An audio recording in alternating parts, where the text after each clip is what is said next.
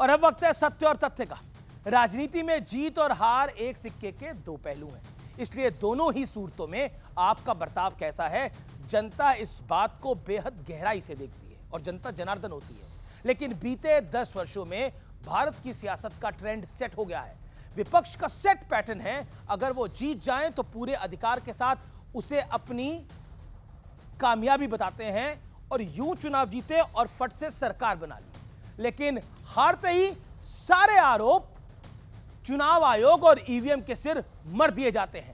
दिल्ली में वोटिंग हो चुकी है, उत्तर प्रदेश की मिल्कीपुर सीट पर भी उपचुनाव हो चुका है, नतीजे अभी नहीं आए, लेकिन अजीबोगरीब बयानबाजियों का दौर शुरू हो गया है। समाजवादी पार्टी के सुप्रीमो मुखिया अखिलेश यादव ने चुनाव पर बेहद आपत्तिजनक टिप्पणी दी है। मैं इसको आपत्तिजनक क्यों कह रहा हूं, इसको आप खुद सुनिए व्यूअर्स। ये बीजेपी का चुनाव लड़ने का तरीका है। चुनाव आयोग मर गया है। सफेद कपड़ा जो होता है वो हमें भेंट करना पड़ेगा। सोचिए ये किस तरह के शब्द हैं, ये कैसी भाषा शैली है, क्योंकि 9 महीने पहले लोकसभा चुनाव में इसी देश में, इसी उत्तर प्रदेश में समाजवादी पार्टी ने उत्तर प्रदेश में 37 सीटें 37 सीट जीती थी। तब यही चुनाव आयोग था, मुख्य चुनाव आयुक्त भी राजीव कुमार ही थे। लेकिन उस वक्त अखिलेश यादव को चुनाव पर गुस्सा नहीं आया था, समाजवादी पार्टी ताली पीट रही थी। वैसे इस राह पर अखिलेश यादव अकेले नहीं हैं, विपक्ष के करीब करीब हर नेता इसी एजेंडे के तहत चल रहा है। अरविंद केजरीवाल को सुनिए। मेरे को सूत्रों से पता चला है कि मशीनों से ये 10% वोट की गड़बड़ कर सकते हैं। महाराष्ट्र में इंडिया गठबंधन की एक बड़ी बुरी हार हुई तो राहुल गांधी ने एक बार फिर फायर हो गए। उन्होंने चुनाव आयोग पर उंगलियां तो उठाई, लेकिन उनके दावों में बहुत बड़ा झोल दिख रहा है। इस झोल को समझिए। Some data, some information about the Maharashtra election. Between the Lok Sabha election, which the India Alliance won, and the Vidhan Sabha election, almost 70 lakh new voters suddenly arrived between Lok Sabha and Vidhan Sabha.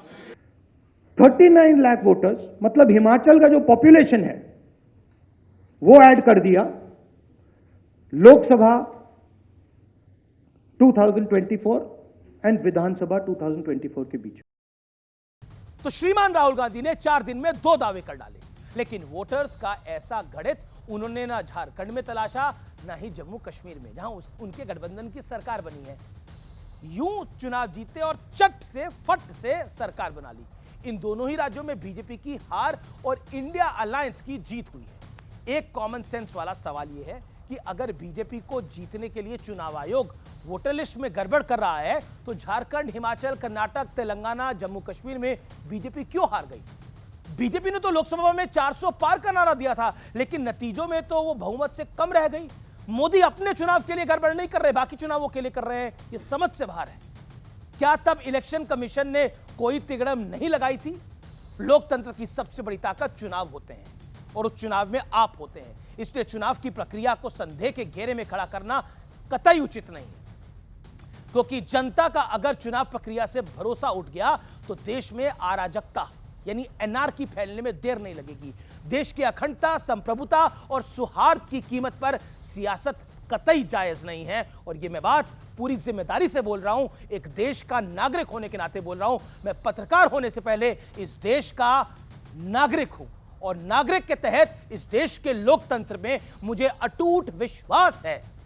इस देश में emergency भी लगी, लेकिन उसके बाद भी यह देश का लोकतंत्र अमर है और अभी तक जीवित है। ये बड़ी बात है। नमस्कार।